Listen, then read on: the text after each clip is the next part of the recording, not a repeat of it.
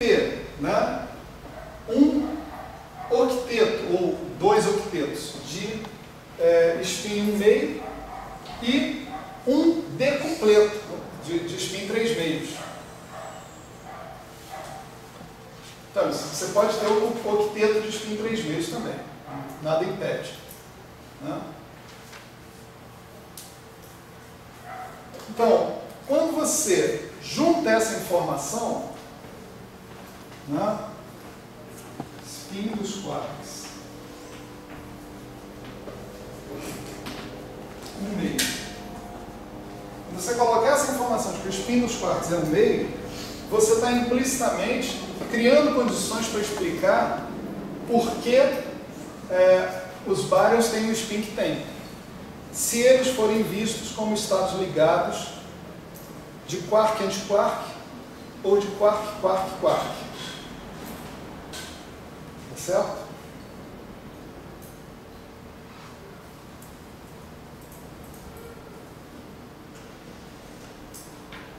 Beleza. Deixa eu só sugerir aqui, né, como é que você pode construir cinematicamente, por exemplo, o octeto pseudo-escalar. Só vou colocar o octeto pseudo-escalar, o resto está tudo anotado aqui, depois vocês olham, né? Octeto pseudo-escalar. Você vai ter o π+, como sendo associado com esse estado produto tensorial. Veja que os estados de quark e antiquark são estados base. Então, os estados ligados, né, eles vão ter os números quânticos proporcionais a esses estados que estão aqui, né? d/u, o π0 é o /u menos d/d sobre raiz de 2, o π- é o /d, antipartícula do π+, o K+ é S/u, o K0 é S/d, K0 é D/S, o K- é o /S, o eta0 é o /1 mais d/d, menos 2S/S, sobre raiz de 6. Isso é o que você obtém pegando os operadores step e aplicando no cara de peso máximo, tá certo? Essencialmente. Mas isso do ponto de vista dos estados, né? Ainda tem o singleto, né, que vai ser o eta', que é o /u mais d/d mais S/S. Certo? Então você tem construções parecidas, né, com os outros casos. Por exemplo, para o octeto bariônico, você vai ter 3 quarks, você vai ter que ter combinações de 3 quarks. Para o decupleto, você também vai ter que ter combinações de 3 quarks. Tá certo?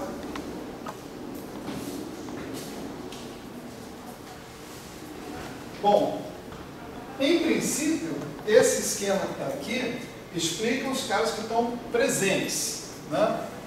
Explica os octetos pseudo-escalares, os octetos pseudo-vetoriais, o octeto bariônico, o octeto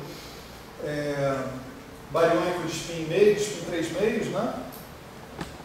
Mas nada impede que você tenha outros tipos de hadrons, né, com esse esquema de classificação aqui. Você poderia ter 3 vezes 3 vezes 3 estrela vezes 3 estrela, não sei. Por que não? Não descobrimos esse cara ainda porque a gente não tem energia suficiente, né? Sei lá, o cara é pesado pra caramba, qualquer coisa do nível. Mas, se o esquema for esse, está aberto um mundo novo de maravilhosas possibilidades, né? Embora você tenha obtido uma simplificação significativa aí. Agora, ao invés de você falar em baryons e mesons arbitrários aparecendo sem nenhum controle, você fala, não, são quarks que estão se ligando entre si. Então existe sim algum controle entre eles. Tá certo? Como eu disse, o Gell-Mann tomou os quarks inicialmente, como uma coisa curiosa, mas não necessariamente dotada de existência, né? Não necessariamente associada com as partículas. Ela podia ser uma característica dinâmica da sua teoria e fim de papo, né? Outras pessoas na época, Zweig, por exemplo, que propôs esse esquema independente do Gell-Mann, né? E antes do Gell-Mann, inclusive, né? O Zweig propôs que os quarks eles fossem reais. Ele não chamava de quarks, ele chamava de ases, né? A respeito disso tem um artigo muito legal do Cássio Leite Vieira, que foi publicado na Folha de São Paulo. Ele foi atrás do Zweig, fez entrevista com o Zweig, etc. e tal, e foi atrás da história do Zweig, né? O Zweig propôs essa estrutura dos hadrons como ases, ele chamava de ases, né? Ele foi execrado, né? Absolutamente execrado. O supervisor de pós-doc dele lá no CERN impediu ele de publicar o negócio pelo CERN e ainda barrou o trabalho dele lá, perseguiu o cara, de fato, né? E só quando ele voltou para os Estados Unidos, né, e foi trabalhar, se não me engano, com o Feynman, é que ele contou a história para o Feynman, e nessa mesma época, né, ele já tinha contado essa história para o Feynman, e o Feynman tinha deixa eu falar, né? O Feynman não tinha dado o menor valor. Mas nessa mesma época, isso era mais ou menos 1968, estavam acontecendo os experimentos no SLAC, Stanford Linear Accelerator Center, né? E experimentos de colisões, né, de prótons, né, em alta energia, e as seções de choque desses obtidos estavam exibindo um comportamento muito estranho, muito fora do normal, né? E o Feynman foi o cara que interpretou essas sessões de choque, vamos dizer assim, de uma forma que iluminou todo mundo. Ele disse, as sessões de choque são compatíveis com uma estrutura para o próton, como se o próton fosse formado realmente de partículas que estão aproximadamente livres, soltas, lá dentro dele. Nada me tira da cabeça, ninguém me contou isso, mas está aqui, né? Eu acho que a coisa foi assim, o problema meu. Né? Nada me tira da cabeça que o Feynman tinha o depoimento do Zweig, né? Já recente. Tanto é que quando o Zweig voltou do CERN e falou com o Feynman aí sim deu atenção para ele. Para ele. Né? Então, esse trabalho do Zweig, eu acho, influenciou o Feynman para fazer a identificação correta da razão do comportamento estranho da seção de choque. E motivou a que as partículas que ele estava propondo que fizessem parte dos hadrons, né, fossem chamadas de partons naquela época. Né? Para você ver como os quarks não eram levados a sério, o óbvio e o ululante era que essas partículas fossem chamadas de quarks. Né? No entanto, como o próprio autor das partículas não levava elas muito a sério, né, os caras pensaram, não, tem essa estrutura aqui que está aparecendo, é uma estrutura de partículas reais mesmo. Então, não pode ser aqueles tais quarks, tem que ser uma outra coisa, né, que foi batizada de partons. Né? O fato é que o tempo passou e os partons são os quarks, certo? Não tem dúvida nenhuma quanto a isso. Hoje, se você perguntar para o Gell-Mann vai dizer, não, eu sempre levei a sério os quarks. sempre achei que os quarks eram partículas de verdade, etc. Diz o Cássio que não. Naquela época, diz o Zweig também que não. Naquela época, quando o negócio foi proposto, ele não propôs dizendo que os quarks eram de fato partículas de verdade. Né? A gente tem pouco tempo, mas acho que é o suficiente para a gente falar sobre o segundo tópico ali. Né? Então, como a gente está vendo, a gente pode generalizar isso aqui e falar assim, olha, tem mais decupletos, sei lá, dentro do... Acho que a gente fez uma representação que era 147, né, na aula passada, não me lembro o número exato, né? Uma representação imensa, né, de dimensão imensa. Então, tem muitas representações grandes do SU3, né, de dimensão grande. Então, em princípio, todas elas poderiam ser alcançadas por um esquema como esse, se não fosse por um detalhezinho. Né? Detalhezinho é o seguinte: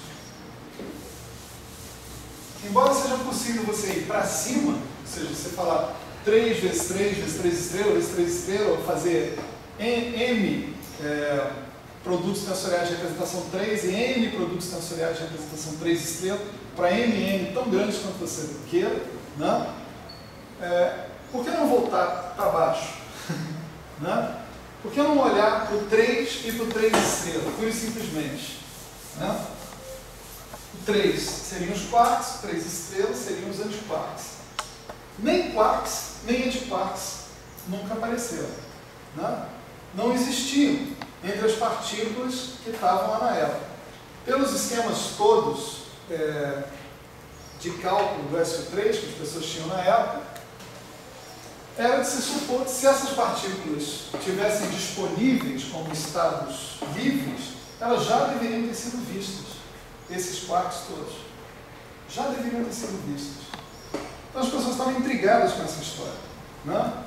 Outra coisa interessante que chamou a atenção é que todos, 100% dos hadrons observados, ou estavam no esquema 3 vezes 3 estrelas, ou estavam no esquema 3 vezes 3 vezes 3. Até então, né? Depois a gente fala mais sobre esse até então, né? Até então, nenhum outro hadron, nenhuma outra estrutura do SU3, né, tinha sido observada. Por exemplo, se você tivesse um cara que fosse 3 vezes 3 vezes 3 vezes 3, né, aqui, você teria um cara que era 4 zero. Aí substitui 4 zero naquela formuleta, M mais N, né, mais 2, 6, vezes M mais 1, 5, N, 1. Né? Então dá 30 dividido 2, 15. Né? Você tinha que ter um quinzupleto, não sei o nome disso. Né? Um cara de dimensão 15. Né? Ou seja, um conjunto de 15 hadrons aparecendo daquele esquema. Não se via isso.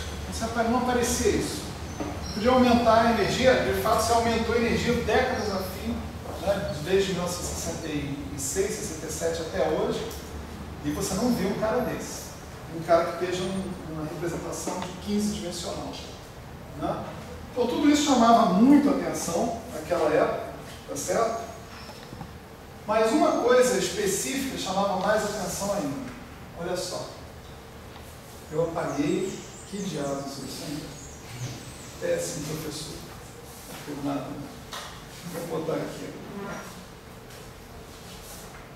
Tem que repetir esse cara. Né? Repetir o cara.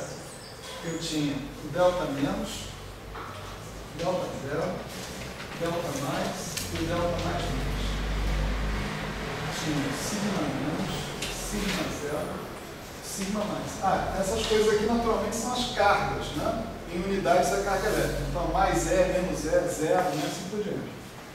Depois eu tinha o θ menos, θ zero, e depois eu tinha o ômega menos. Isso aqui era o decupleto, né? Um spin 3 meios. Certo? Decupleto bariônico. Né?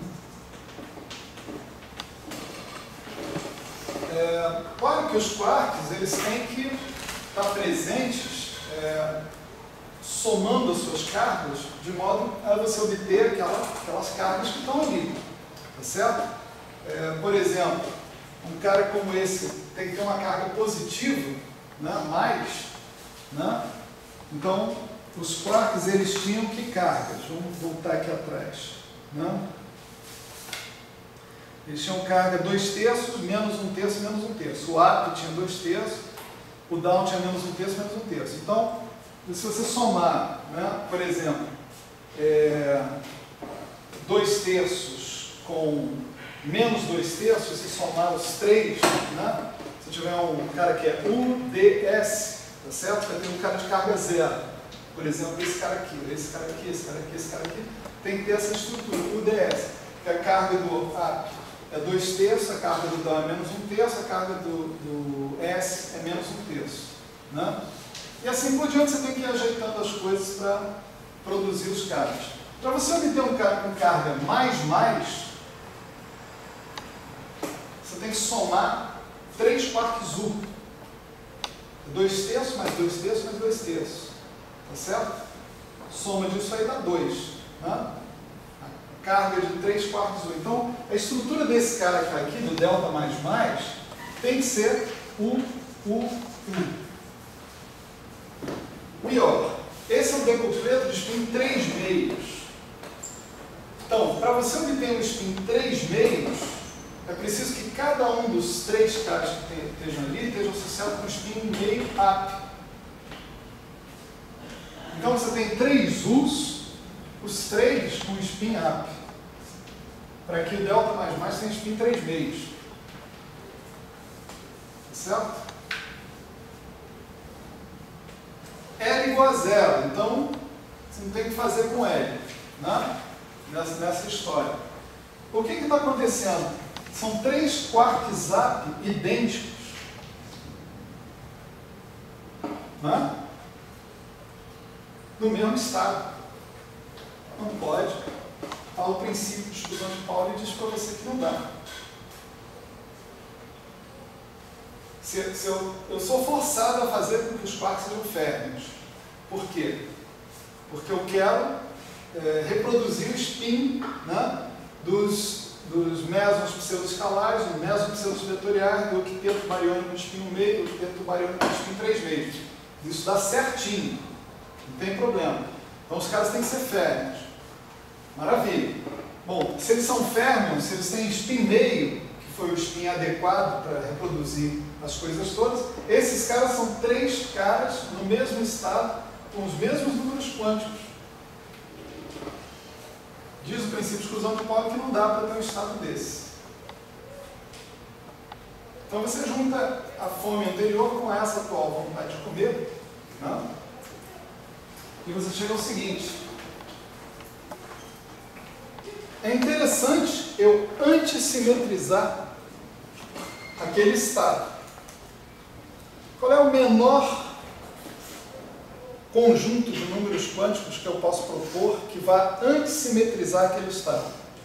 Vamos supor que eu proponho um novo número quântico. Vou pensar num bom nome para ele: Mickey e Pateta. Certo? Ele assume 2 valores. Um é Mickey e o segundo é Pateta. Né? Com 2 números quânticos você não simetriza um estado de 3 caras. Vai ficar Mickey e Pateta. Isso é 0. Se você tiver um estado antissimétrico, isso aí é 0. Né? Vai sempre repetir um cara. Com 2 caras, sempre vai repetir um cara. Então, o menor conjunto de 3 quantidades que você pode propor para antissimetrizar um produto de 3 caras é um conjunto de 3 números. Você pode chamar de 1, 2, 3. O Guinho, Zezinho, Luizinho. Né? Os irmãos Metralha, que também são 3, né? Se não me engano. Ninguém mais lê Disney, né? Né? Pai, Filho e Espírito Santo. Pode imaginar o que vocês quiserem. Né? Os caras decidiram chamar de cor. Certo? Cor é tão bom quanto o Guinho, Zezinho e Luizinho. Tá? Quanto 1, 2, 3. Quanto Pai, Filho e Espírito Santo. Entendeu? É tudo a mesma coisa. Problema seu do que você chama. Tem que ter três coisas diferentes, três números diferentes, só isso. Aí, com três números diferentes, você pode criar um estado que é completamente antissimétrico. Tá certo? Dizendo, ó, esse cara, né, corresponde a uma coisa assim, ó, epsilon, ABC, o A, o B, o C. Tá certo? Um cara assim, ele é completamente antissimétrico no meio da história.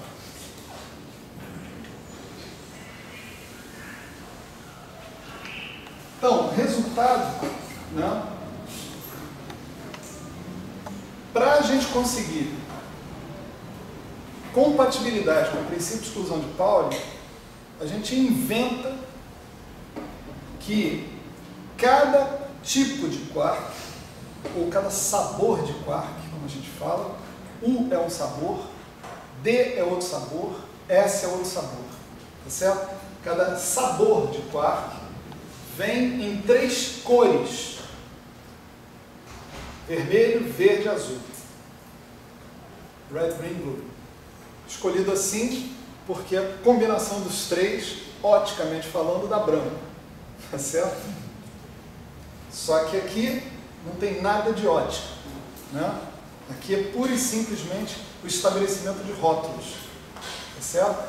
Então, o nosso quark U vem em três tipos. Vem U vermelho, U verde, U azul. Tá certo? Esse conjunto de três quantidades, né, as pessoas entenderam o seguinte: eu vou usar esse conjunto de três quantidades para propor uma explicação, pelo menos propor um esquema algébrico que me permita entender por que eu nunca vejo um quark. Tá certo? Por que eu nunca assisto a presença de um quark sozinho, isolado? Então, para eu concluir isso, né, eu imponho duas coisas.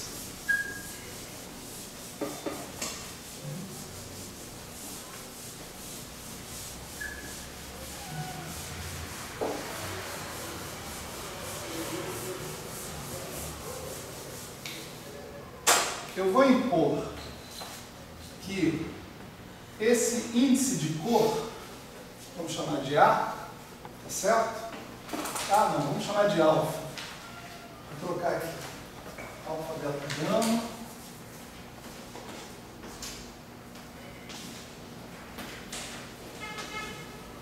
Não? Esse índice alfa é um índice que carrega uma representação do SO3, ou seja, esses caras são estados base de uma representação de SO3. Que representação? A 3. Tá? Então, o U' alfa pode ser escrito como R alfa beta, U beta, onde esse R alfa beta pertence ao SO3 representação 3. É uma matriz 3x3 unitária de determinante 1. Certo? Então, toda vez que eu tiver um quark, eu estou trazendo uma representação de um SO3 completamente diferente do outro SO3 que eu tinha. Esse SO3 agora é chamado SO3 de cor. O outro SO3, o de UDS, era um SO3 chamado de sabor. Né? Então, o linha, vamos chamar de A, AB, o B. Esse cara aqui também pertence a SO3. Vamos chamar assim, Q. Né? Representação 3.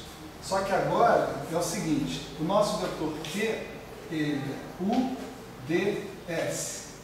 O nosso vetor U, ele é U red, U green, U blue.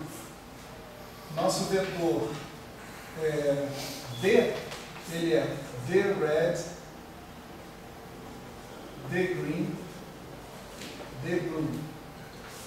nosso vetor S é S red, S green, S blue. Então, esse SO3 que está aqui, dá para perceber? Não tem nada a ver com o outro SO3. Eu estou dizendo, eu tive a necessidade de botar um rótulo a mais nesse cara, porque senão o princípio de exclusão de Pauli me ferrava. Né?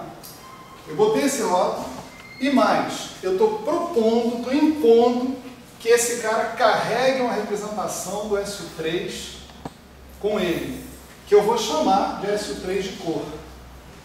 Aqui eu estou destacando que não é o SO3 anterior, que é o chamado SO3 de sabor. Tá certo? Portanto, se eu tiver um estado como aquele, delta++, aquilo ali é um produto tensorial de 3 SO3 de cor. E também é um produto tensorial de 3 SO3 de sabor. Tá certo? Ele tem essa natureza dual. Né? Aquilo ali é um dos estados particulares do SO3 de sabor e é um dos estados particulares do SO3 de cor, tanto num caso quanto no outro, produto tensorial de 3 vezes 3 vezes 3. Né? Então, esse é o primeiro fato. Então, eu estou chamando isso aqui de imposição, né? Imposições. Esse cara vai carregar um número quântico, que eu vou chamar de cor. Esse número quântico de cor traduz a existência de uma transformação desses vetores para uma representação, pela representação fundamental do SO3. Os antiquarks vão carregar a representação 3 estrelas, de cor. Então, essa imposição 1 e imposição 2, né, vai ser a seguinte. Essa vai ser uma imposição braba, tá certo? Eu vou dizer o seguinte: só existem na natureza estados singleto de cor. Representação 1 de SO3. Estados singletos de cor. Tá? Vocês vejam que de sabor existe singleto, existe octeto, existe decupleto. Né? Então, de sabor não tem problema nenhum existir mais do que isso. Mas eu estou impondo essa regra. E olha o que eu consigo quando eu imponho essa regra. Eu consigo uma explicação do porquê que eu só vejo aquelas duas estruturas. 3 vezes 3, 3 vezes 3 estrela e 3 vezes 3 vezes 3. Ou seja, ou é quark antiquark, ou é quark, quark, quark. Né? Se eu fizer 3 de cor por 3 estrelas de cor, o SO3 não quer saber se está falando de cor ou de sabor. Isso continua dando 1 mais 8. Maravilha. Né? Mas se eu fizer 3 vezes 3, o SO3 não quer saber se é cor, se é sabor, se é saber tal. Isso vai te dar 6 mais 3 estrelas. Isso a gente também viu, essa decomposição na aula passada. Observa que aqui você não tem singleto. Se você tiver um produto de 2 caras, de 2 quarks, né? Se você tiver um estado ligado de 2 quarks, esse estado ligado tem que ser escrito num espaço que é o produto tensorial do espaço de um quark com outro espaço de um quark, que vai carregar a representação do produto tensorial 3 vezes 3, que se reduz para 6 mais 3 estrelas. Não tem 1. Não tem a representação singleto aqui. Consequentemente, essa configuração, um estado ligado de 2 quarks, não aparece na natureza. se a regra número 2 for obedecida.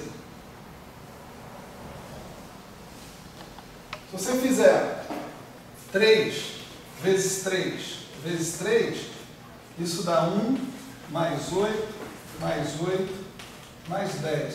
Joga fora tudo isso aqui, fica só com esse. Tem um singleto nesse produto 3 vezes 3 vezes 3. Agora experimenta fazer 3 vezes 3 vezes 3 estrela, que seja. Não vai ter singleto. Não me lembro o que tem.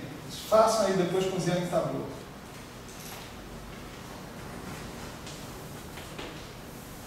Então você não pode ter uma estrutura que seja quark, quark, anti-quark. Você só pode ter quark, quark, quark.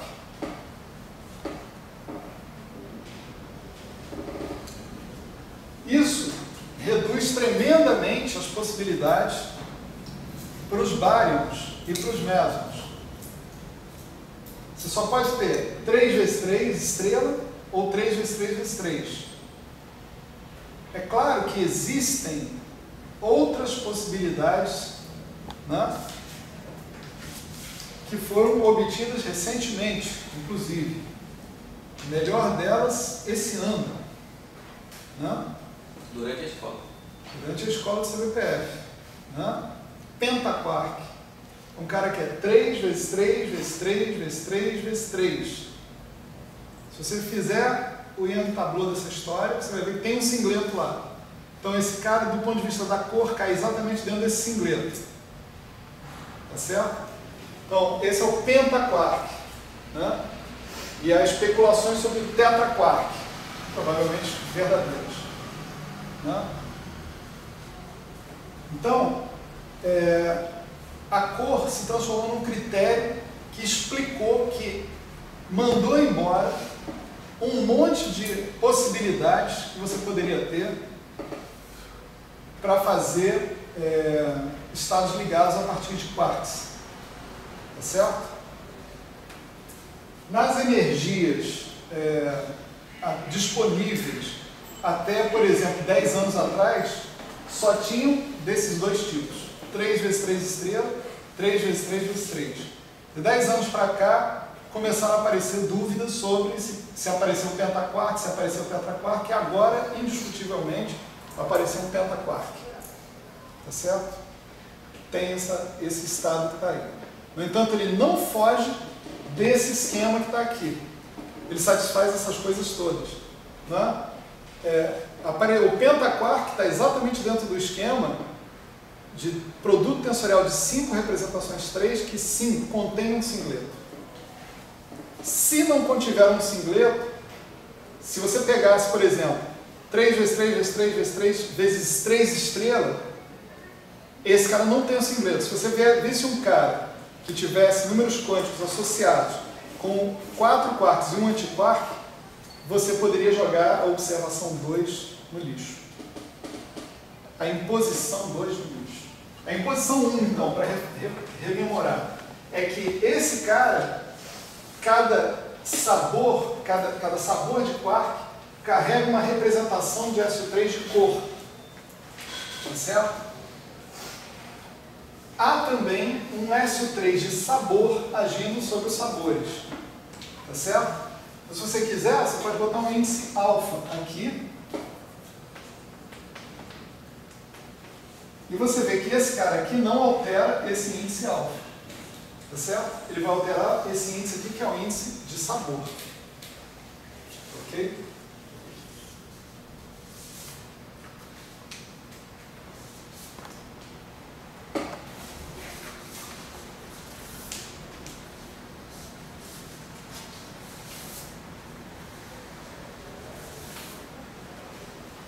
Maravilha. Esse negócio que está aqui é o que a gente costuma chamar de dogma do confinamento. Como um quark sozinho é um cara que se transforma pela representação 3 ou pela representação 3 estrela, ele não pode existir isolado na natureza. Essa é a observação 2, só pode existir como singleto. Portanto, cada quark carrega consigo a representação tripleto. Então, ele sozinho não é observado, ele só é observado em estados ligados. Que partícula estranha. É como se alguém dissesse para vocês, olha, não existe elétron, não existe próton. Muito embora tudo indique, eu possa descrever direitinho o átomo de hidrogênio usando o elétron interagindo columbianamente com o próton. Mas elétron e próton são caras que só estão definidos dentro do átomo de hidrogênio. É como se alguém dissesse isso para vocês. É muito estranho isso. Esses caras são condenados a ficar confinados, a não aparecerem isoladamente na natureza. Tá certo? Entender essa propriedade, né? Vou botar entre aspas aqui para ninguém levar a sério, né? Entender essa propriedade é uma das grandes tarefas da física do século XXI. Tá certo? Entender de onde é que sai isso a partir da teoria dinâmica que você pretende usar para descrever as interações fortes é um grande desafio. Não é uma coisa que você não tem informação nenhuma. Há vários avanços na direção do entendimento disso. Mas o entendimento completo dessa propriedade ainda não está disponível. Isso envolve, inclusive, questões de definição da própria teoria de campo que a gente utiliza lá. Toda e qualquer teoria de campo, para que você defina uma matriz S, coisas desse tipo, se baseia no fato de que você vai ter estados assintóticos, ou seja, estados que são livres na ausência quando estiver longe das partículas com quem você vai interagir. Os quarks, ao que tudo indica, são partículas que não podem ser montadas em estados assintóticos, não podem ser construídas, né? Você não pode pegar e montar um estado assintótico composto por quarks livres. Não dá para fazer isso. Então você tem dúvidas tremendas de como definir sequer uma teoria consistente de campo lidando com os quarks. Tá certo? Esse é um problema, e um grande problema. Certo?